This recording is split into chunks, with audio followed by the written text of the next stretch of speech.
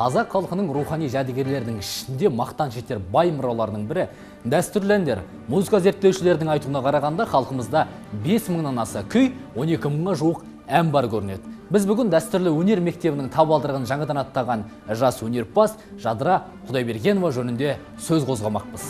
Жадыраның дәстүрлі өнерге келуі тегін емес. Батыс мектебінің сырлы сұлу мақамына, ерге иірімдеріне қанығып өскен. Бүгінде домбырасын жанына серік етіп, Құрманғазы атындағы Қазақ ұлттық консерваториясында өз талантын шыңдау үстінде. Жан дүнием осы өнерді қалағаннан кейін арман қуып Алматы қаласына келдім. Осында дәстүрлі ән өнер мектебіне қабылдандым. Ең алғашқы ұстазым Қазақстан Республикасына еңбек сіңірген қайраткер, доцент, дарын мемлекеттік жастар сыйлығының иегері Айгүл Қосанова. Осы кісі мені ән мектебіне баулып, дәстүрлі әннің қалай айту керек екенін, мақамын барлығын осы кісіден тәлім алдым. Жан дүниесі дәстүрлі ән үшін жаралған бүгінгі кейіпкеріміз өзі орындайтын жыр терменің әуелі сөздік мағынасына қанығып, оның жазылу тарихын зерделей, шығармашылық ұжым түсірілімге барған кезде бізге Ғарифолла Құрманғалиевтің орындауында жеткен халық термесін нақышына келтіріп шырқап тұрған сәтіне куә болдық.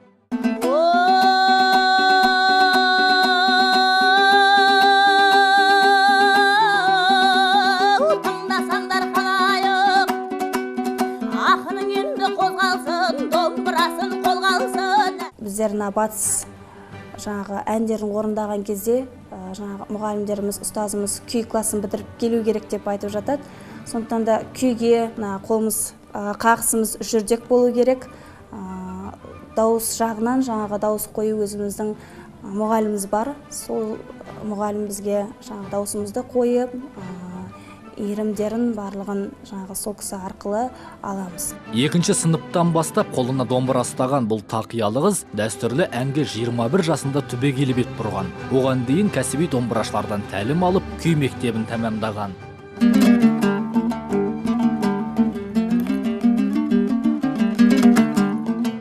Жадыра ән өнері арқылы елдің рухын көтеріп, дәстүрлі мұраларымызды насихаттауды мақсат тұтады. Бұл күнде алғашқы баспалдақтарын басып өтіп, кәсібилікке бет бұрып келеді.